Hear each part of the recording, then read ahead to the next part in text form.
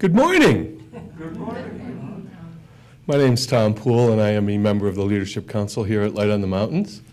It's nice to see you all, and all of you on live stream as well. So, in these times, expecting the unexpected seems to be the menu that we go by, and our prayer practitioner this morning, Cynthia, is not feeling well, is under the weather, and so she asked me to step in, which got me scrambling. But I'm glad you're all here, and I'm glad that I can partake of this invocation. I am not a licensed prayer practitioner, but every Thursday for the last, about 5 months, I have been in training, and I'm grateful for that and grateful for the experience that it's given me. So why don't we get together and take a deep breath and breathe in the breath of life. Breathe in the presence that is here with us right now, right here. And I invite you to empty your head, your hands, and ground into your space wherever you are, at home or here with us. Feel your body. Feel the presence within you. Feel and sense that connection to the divine source of all that is on this glorious bluebird morning. And as we gather together on this beautiful day, I recognize the powerful presence of God, the omnipotent, omnipresent, creative life force that is the source of all that is. I know that God is here in perfect form, individualized as me and my life, in you and your life. And it is from this grace-filled place that we give thanks.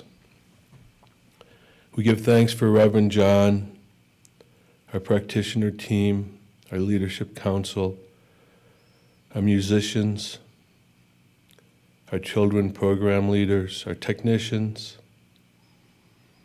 and all the members that form this community. I give thanks for all who give financially, keeping our center solvent and moving forward. And for each member of the spiritual family, for the oneness, the wholeness, the allness that envelops us all in this Center for Spiritual Living. I bless this time together, and with deep gratitude together we say, and so it is. So I have selected a reading, and it's something that I've been reading every morning. It is from Living the Science of Mind by Ernest Holmes.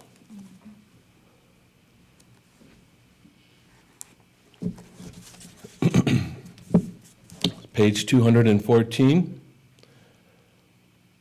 Ernest Holmes writes, "I know that all the good there is belongs to me. God is good. Good is God. I am surrounded by good. I am enveloped in it. I feel its presence right here and right now. There is nothing in me that can reject that good. My whole inner feeling entertains it and experiences it. My whole expectation is one of joy and pleasurable anticipation.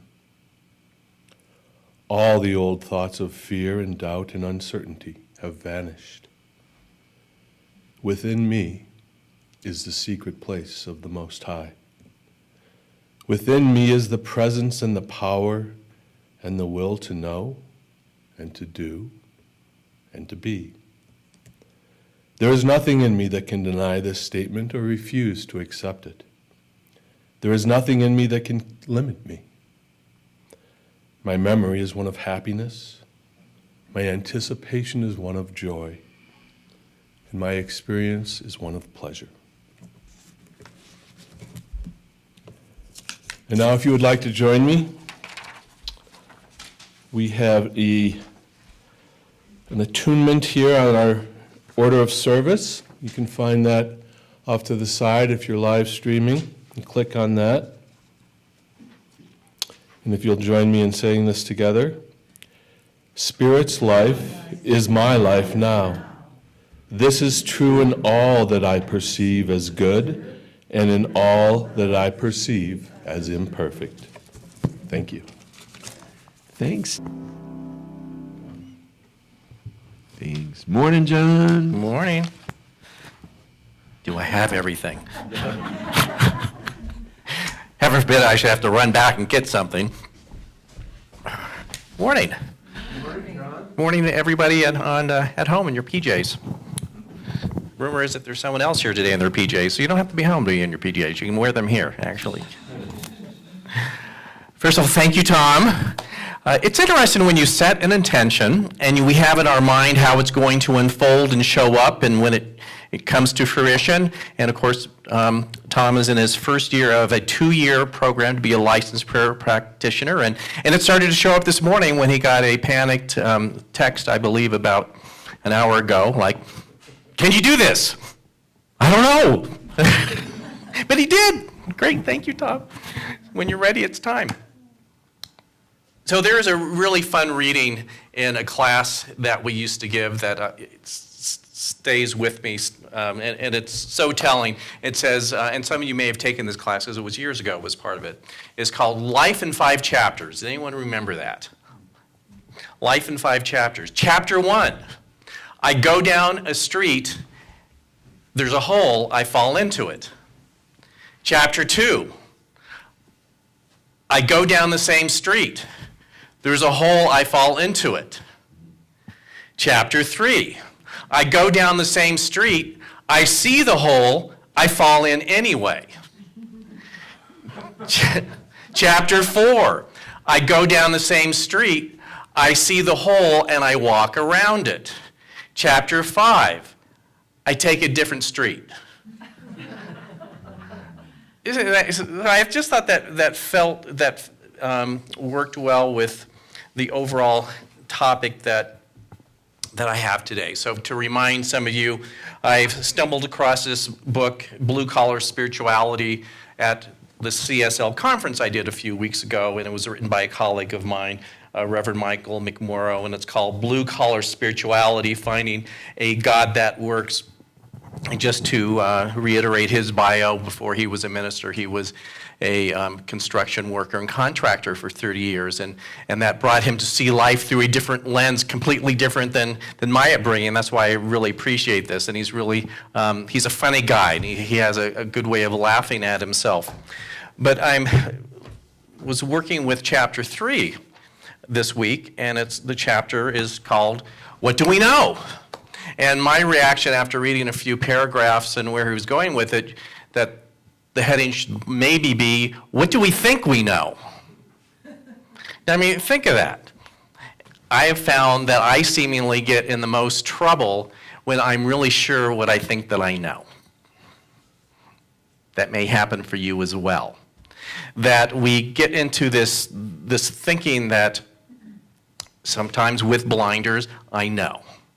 And especially when we mix in our own perceived spirituality or high consciousness, perceived high consciousness, like, I know this stuff.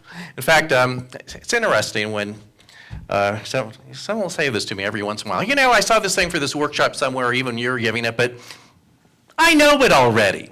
And that's usually my thing, you know, just might be for you. Not that a point of finger, but when we say we know it already, that's usually the first indication that we don't know. That it's usually the first indication that we need more information, and it's an indication for me that when I, put on my authority in some way, I think, I might be missing something. And I've said several times over the last year, and I know RL has as well, is that the further we've gone over these last 2 years, that we're really sure that we don't know anything. that's really it. Every day is a new day, and there's new circumstances, and circumstances change. And so part of our, as you say, work with the creative process of creating and recreating our lives on a daily basis is to have that inquiry, and that is very humbling, and saying, what do I really know? What did I think I know, but no, I really don't so much. So I think that's really important. What have I become blind to that sometimes someone else may see very easily, but I can no longer see? Interesting, like the life in 5 chapters. How many times do we fall into the hole? How many times even when we see, well, there's that hole again, I'm just going to jump right in and get it over with. So there's not even a doubt that I'm going to fall in the hole. I just always fall in that hole there, sort of thing. And there is a growth in consciousness and, again, a humbleness to say, not only can I walk around it, but I can take a completely different path. Then, of course, we say wash, rinse, repeat. We might have other things that we are not seeing so clearly as well. So there is never a arrival in consciousness of completely in our life. It's, again, what do I think I know? What's the deeper way that I can go within to look at those blind spots? So I wrote in my blog this week about a blind spot, and I'll tell the story here for those who didn't read it. And I don't say this as a way of pointing a finger at someone like, I found someone with a blind spot, because we've all been there. And it's almost humorous how blind of a spot it was for them not to see it, and it's humorous how we all do the same thing. So it was so obvious. Let me just tell the story. And this is a true story, experience. You know, names have been changed to protect the not so innocent, I guess you should say. So I like coffee. And I spread my business around. And there's lots of places to go to, coffee shops, coffee houses. And I'm not really kind of the cappuccino kind of guy. I'm just like, let's just do the drip coffee, a little half and half out the door. Now, just down to basics. In fact, there's nothing worse that you go there for the drip coffee and suddenly a group of 5 people that are discussing what kind of lattes they want and all this, and do I get a scone? And it's like, I just want a drip coffee. So that's how I work. I just want the coffee. And there was this place that I used to go to that's no longer there anymore.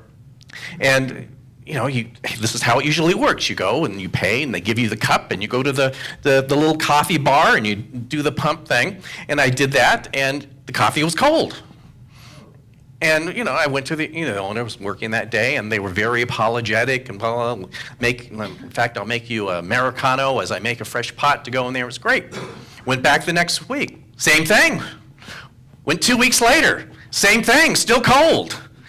And after a couple more times, I thought, 2 blocks away, there's guaranteed hot coffee all the time. Why would and it gets embarrassing after a while, saying, I hate to tell you, but the coffee's cold again. I mean, don't you hate that?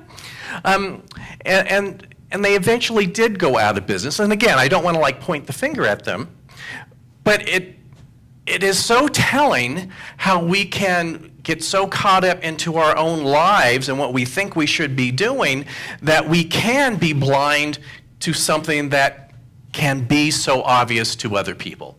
Again, if you owned a coffee shop, wouldn't you think hot coffee should be kind of at the top of your list? Would be for me, because I'm always going to be going over there, sort of thing. But obviously there had to be other things in play in that person's life. They couldn't have said, oh, who cares about hot coffee anymore? In fact, I'm going to be the outlier here. We are the givers of cold coffee around here in the valley. Come get us, sort of thing. But when we find ourselves into that position, especially when, as they say on the TV shows, the big reveal of, look what I didn't see. Don't we do that sometimes? It's like, we've been serving cold coffee for 3 months. It's like the big revelation sort of thing. And here's a quote from Mike here, and this is a made-up rant of when maybe we come into a situation where it's like, how did that go wrong? And he says here, what do you mean it's my thinking that created this mess? That's a load of jive. My life is a struggle because my customers won't pay me. My spouse spends too much money. This seems to be a thing with him, with ex-spouses. And my workers are stupid and don't care enough. So imagine, this person probably, in any business, in our life, we can go on a rant. did that happen? Who's to blame? Who's not doing their job? Who doesn't care enough, so to speak? But the whole point of this chapter in this book is that, yes, there are outside circumstances. Let's get that out of the way. You might have employees that could care less. You might have trouble with your payables. But what it comes down to, the only thing that we can begin with in solving difficulties or problems is to first, in a way of no blame or shame, to say, well, what did I add to the mix? So possibly, if your employees are wreaking havoc, what example did I set? Or what are my intentions right now with my business in this case, that it was going so well and now it's not going well? And to get down to what is my part, what are my beliefs around this, and what do I need to look at now in a deeper way? And I even think of something like this of, it could be something as simple of, I don't want to own a coffee shop anymore. I mean, really, when you think, sometimes we're in situations and it's falling apart and you're saying, oh God, I need to look at my own consciousness and what am I doing and all that. And I have found sometimes that in my own life, things going awry like that is evidence is that I just don't want to be there anymore. And it might be appropriate for me not to be there anymore, or it might be appropriate for me to really take a really good look and say, well, I don't want to be here anymore under these circumstances or under these guidelines. And we all come to those fork of the road that's not quote unquote bad consciousness. It's just like, what I'm doing here is not fitting with where I am right now. And so that can be a viable thing to look at. Things kind of seemingly falling apart, as they say, sometimes things need to break down before they can break through. So that might have been with this person. I don't know. So again, I'm not really pointing the person at them for serving me cold coffee. God, how dare they serve me cold coffee, sort of thing.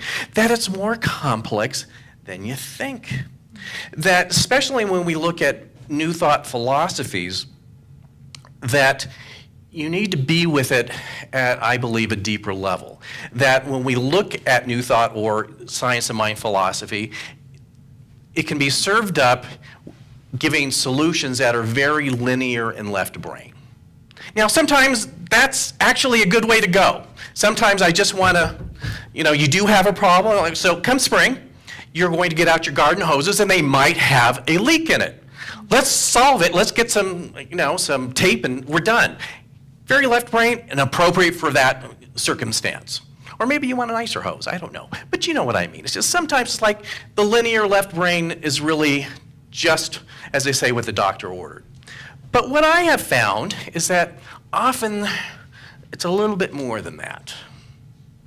That it's not just saying that, your thoughts are things and, clean up your thoughts and your consciousness so that you'll have something, better things in your life. And of course, there's nothing that can get you to go more to shame and blame than that. When someone says, as they see you are in suffering, oh, you just need to clean up your thinking. What does that mean? But it does mean you need to go in and look at this holistically. Yes, our thoughts and beliefs push us in directions of our experience. And as we shift those, our experience will change. But here's the kind of the wild card in here. I think this is the reason why that when we say we would like to do something or do something different, it's not exactly a boom, boom, boom, here you are sort of thing. So we also teach a concept of connection or oneness, meaning that there is a greater consciousness of which we are part of. So we have an individual consciousness, and we are part of a greater consciousness, a group collective consciousness that has its own beliefs about what is so. So I would never use some of those that, if they are negative, as a way to say that I can't do this, but it's information to take under consideration. So look at it this way. So you're going to apply for a job. And maybe the collective consciousness of that corporation or company or something says that, well, the best person for the job is always a white male. And everyone else is just kind of runner-ups. And that still exists. So it doesn't say that if you are in the group that's not the preferred white male kind of me kind of guy, it's not to say that, oh, I'm not going to go there. It's just good information to have, isn't it? I mean, it's good to put in your thinking of, oh, this is their track record. This is their collective consciousness. And I'm still going to go for this job, but it informs me in a way that make me better prepared. Just like if you are going to go on a road trip this spring when the snow melts, and you're ready to go, and you look at Google Maps, and it says, accident on, Highway 84 over there. Are you going to cancel? No, you're going to go, oh, what's the other route? I'm going to take that information into consideration. It's not going to stop me from going, but it's going to inform me in how I go. So as we are creating our lives and recreating our lives and working this thing that we call the creative process, which is a sense, pairing up with the divine to create our lives, to take that into consideration. What do I believe that I can do and have and as I go forth? And what is the larger thing of even what does my community think I can have? And again, that's not going to stop me, but it will inform me of what is in the mix. Does that kind of make sense? And sometimes it can be a real challenge, these things. And again, not to stop, but to know that it is coming in interaction with my personal consciousness, and I'm stepping forward with a different tactic. So if that makes a little bit of sense. So if you are having trouble going in a certain direction that you desire, that's something to take in consideration. Oh, what are the blind spots for me? What are the blind spots in consciousness for the group consciousness here? And we'll go forward better informed, or hoping to be better informed. A lot of times we get informed along the way. But there is a model for creating here that I love that Mike gives. And so again, we like to think it's so simple and very linear, and sometimes it seems like it really is. Sometimes, actually, creation happens so quickly once I have an intention, it's like, wow, that was easy. But that's not always the case for me, and I would suspect for many of you, that it is this constant, internal going over our beliefs and what do we really desire and what do we really want to create, and just really being with things rather than boom. And rather than it being linear, it seems to be more spiral. And even Ernest Holmes will write that our growth in consciousness is going ever up in an upward spiral. So it's not like boom, boom, boom. It's like it's always, and it may seem you're kind of going backwards a little bit, but we're always going forward. And here's another quote that Mike wrote that we're going to look at a little bit more deeply. It says, "We must look at the ways that we can deceive ourselves into taking a course of action simply because we forgot that our perceptions shape our reality, and our desires for a particular outcome can shape our perceptions. This is an important insight, for only with this realization about life can we bring the power of awareness to our thinking." So I just really sat with this for most of this week. I almost didn't get to the rest of the chapter, and I'm looking at this. So there's three things here. And think of it rather than linear, think of it as points on a merry-go-round. Is there really a beginning of a merry-go-round? They're really not. You might have your favorite little, wooden horse to be on, but there's no beginning or no end. It is one thing. And so on this merry-go-round, there's three things. There's perceptions, there's desires, and there's your reality or experience. And you can jump in this merry-go-round on either of these three because they're always continuing in how we create or consciously and unconsciously create our lives. So we're going to start. So let's start with perceptions. Perceptions are what you believe to be true. What I believe to be true when I look out in the world. But you've probably figured out this time that your perceptions might not always be spot on. Have you noticed that? It's like there was missing information. A teacher of mine gave this example several years ago, and I don't know if it's a real example or one that he made up, but it was really great. So he said, imagine you see in a public space like our Ketchum Town Square, by the coffee place. I know it well. So imagine there's a young child, say 5 years old, and what appears to be her dad, and imagine that the kid is just going crazy. I mean, climbing over things, chasing dogs and cats and just, doing all over, and the parent is just kind of sitting there stoically just not doing anything. I would go crazy, wouldn't you? Leash that child, wouldn't you? It would be like, don't you see what's going on here? Everyone's disturbed. And then the teacher says, now imagine that you just found out that about 3 hours before they left the funeral where he buried his wife, which was her mother. Does that change things? Do suddenly you think, well, still the behavior is disturbing, but can I help? Can I just sit here and be in compassion for them? Like, God, I can't even imagine their loss. I would be doing worse things than running amok in a public space. So with different information, your perception changes.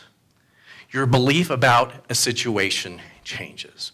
Your belief about how high and mighty you are changes because it's just like, oh, I was so unkind, and I should have chosen, especially in this case, to be kind. It's funny how we can peg ourselves down a little bit, and I'm so knowing everything to, oh, I didn't know anything. Such a blind spot. So we have our perceptions, which can often lead to what are our desires or intentions. So I have my perceptions of the world, as we all do. And as we ask the question, what is my next step? Or what would I like to create in my career? What would I like to just create in my life in the world? It is based on our perceptions of what we have and what we don't have. Isn't that so? I mean, usually when you set an intention, it's because there's something I want to create that I don't see. Again, based on my perceptions. And as we have intentions, our desires, they have a way of coming to fruition, often not the way we think, but they come to fruition anyway, and they create our reality and experience. And again, it's a merry-go-round. So I now have my new reality and experience. It changes my perceptions of how life is, which changes my desires and intentions I set, which again changes my reality. I mean, do you see how this whole thing works here? So in many ways, we are in charge and not in charge. We direct this merry-go-round, and sometimes you've been on a merry-go-round, it's like, when are they going to stop this thing? It's going a little too fast for me right now. Or that if I hear that organ music one more minute, I'm just going to lose it. I got to get away from here. Or it's getting stuck on a small world. I have actually been stuck on a small world. I still have scars, emotional scars from it, don't you? And here's something, I digress, something frightening I heard about a small world just yesterday. They said that the whole thing, they run it all night even when people aren't there. Oh my God. Now that's a nightmare. They say one person's heaven is one person's hell. The small world never ends. That is a nightmare. Isn't that? Yeah, I think we share the nightmare on this. So give that some thought. Small world never ends. Ooh. I don't know if I should throw salt over my shoulder or I don't know, sage myself or something, but that's a really frightening thing. I don't know, I just about lost it yesterday when I heard that small world never ends. Oh, well, where was I going with this? Yeah, so anyways, it never stops. So, knowing that, to know that these three things are always in action, and again, it's not this one, and that one, it's constantly the spiral upward, is to realize and to come to understand what is in my immediate power to shift and change, what isn't at all, that sometimes this process works very quickly, sometimes not so much, and when it's not moving quickly, it usually means that I need to uncover more, or sometimes it just means the answer is not no, it's just not now, and to be with it, and to realize that as frustrating as it is, the only power I have to change is myself. So Mike has an interesting little, what I like with this, he's got these little to-do things after each chapter. And again, he's really playing on his construction worker theme. So each one has a chapter's toolbox. So in the toolbox for this week, there was this interesting thing. So again, to imagine, what would you like to come to fruition? In other words, what is your intentions? What is your desires? Where might your perceptions be? And how is it going to change your reality? I love how he worded this. So again, and we'll do a little of this for a moment. I'll have you kind of go inward, but we're just going to do like a mini thing here, and I'm not going to have you share with your neighbors or anything. Don't you hate that sometimes? Like, I got to make up, I have to go through the real process and then make up something I can tell my neighbor because I don't want to tell them like the real thing. So he says, imagine if you were the big boss, and he uses capital B. Big boss, you're the big boss, where all situations and circumstances on the world bend to your word and decree. Oh, isn't that great? Kind of sounds like the lotto fantasy, doesn't it? So, in other words, let's take this a little bit differently. So we have this nice book. So did you ever have a book when you were a child that there'd be like this cardboard fold out and to be perforated and you like take it out and be like a little toy or something? I love that. So imagine it has one of these, and it's Mike's magic wand, and aligned with being the big boss. So just bring to mind a situation, and I'll give you two scenarios. One situation is a great challenge you may currently be having in your life or in the recent past that you would like to have changed. Second type of scenario is something that's actually going really great and you're just so ready for it to go to the next level. Haven't you sometimes been that, it's great, but I feel stuck because I want it to be, I own one In-N-Out burger, now I want to own 10. You know what I mean? It's like you want it to just expand. So just kind of bring to mind one of those scenarios, something that is troubling you, you want to change, or something that's going really well that you just want to expand. So I'll just give you a moment to, you can do this at home too. Just think for this moment. So again, we have just taken out Mike's magic wand cutout. So we all have our cardboard magic wands here. And so you're going to poof, make that situation perfect. In other words, the challenging one is going to be amazing, and the one that's already amazing is like so much more amazing you can't even imagine how much. So just think. So let's just go for a minute. How does it look? You've got your cutout. You've got your magic wand.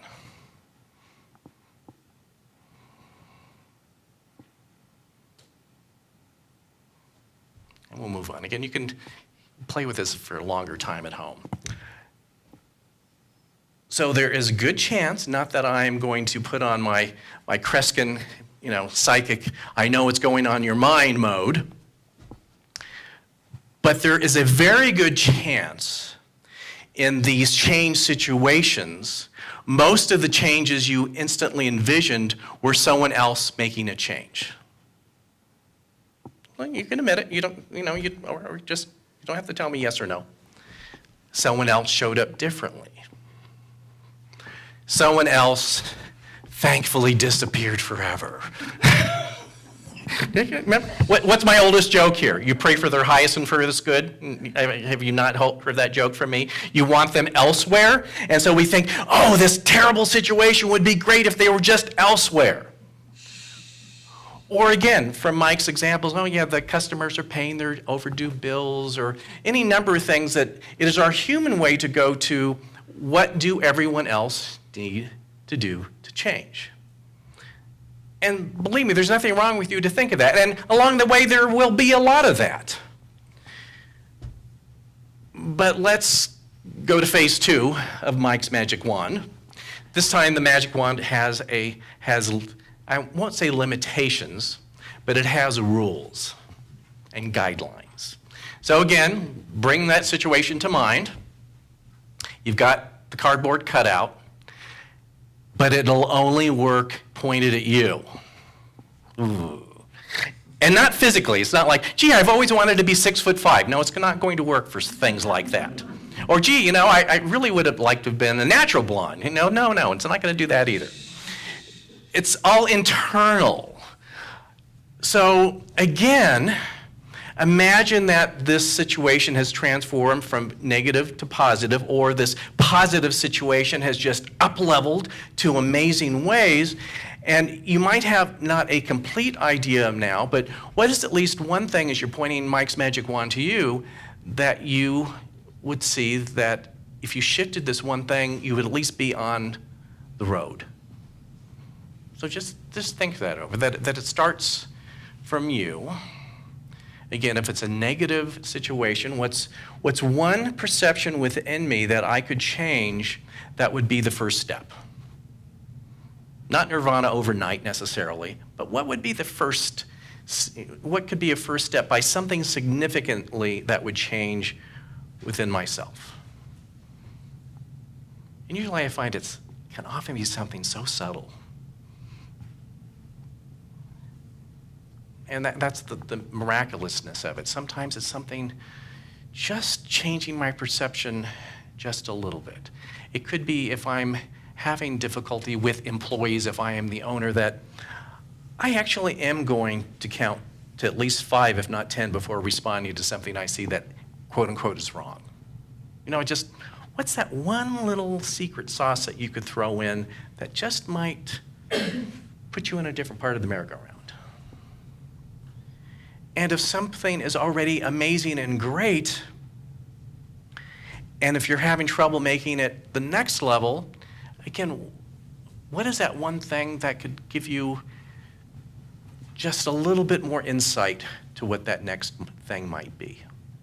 What would, take the cataracts off, Haven't you known people that had that surgery and they wake up like, oh my God, I haven't been able to see that forever. What might do that for us? Because we go in our rut again. It's like, oh, there's the hole. There I go. To say no, a different street.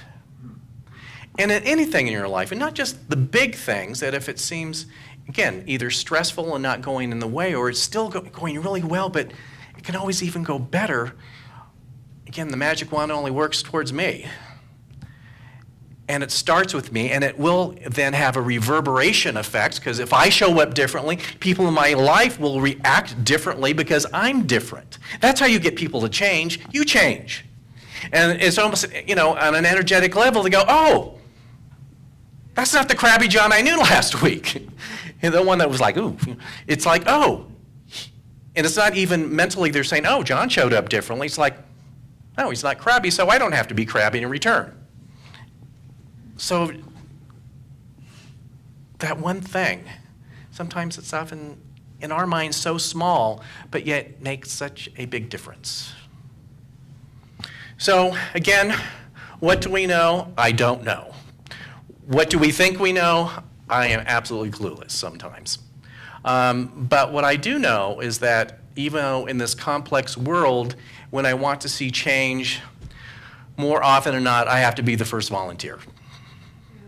That's kind of it. I have to be the first volunteer each and every time, and you know what? I'm so tired of that program, but it always seems to be the program. Don't you get tired? I have to be the person. Can't I be the person to just perpetually throw a fit this time? No.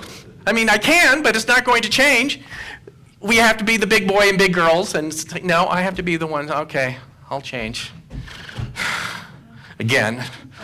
Oh, I'm so tired of this program. Yes, I'll change again. But that's where it is. That's where it is in the world right now with this opinion. It's like, okay, I'll be the one to shift. I'll be the one to open up. I'll be the one to change my perception and see this differently. And that's how it works. So let's just know this in prayer right now as we end today. And first of all, let's just express our immense gratitude for this morning, for everyone that is here, and everyone that is here that we don't see, that's on the other side of this camera, for the people that we don't see that will be on the other side of the camera tomorrow or the next couple days as people show up and as part of our spiritual community. We are so grateful. We are so grateful to live in this amazing place. And yes, we acknowledge we live in a world of great challenges on the small scale and the large scale. And we can begin the change with ourselves. We allow ourselves to be the first volunteer again. We step forward. We say yes. Even sometimes in our weariness, we still say yes. And know that is truly the only way this ball gets rolling. But we know that as we do so, we are doing so out of connection with something greater within us, that a divine purpose that is pushing us along the way, ways that we may not even be able to see, to just say yes. And we know that it blesses the world, and it ultimately reverberates and changes the world. So we say yes. And so in this, we give thanks again. And as we always do with prayer that is perfect, we let it go. We release our tethers to it. We release our desires of actually how these intentions need to show up. Yes is enough. We let it go, and we release it, and let it happen. And so it is.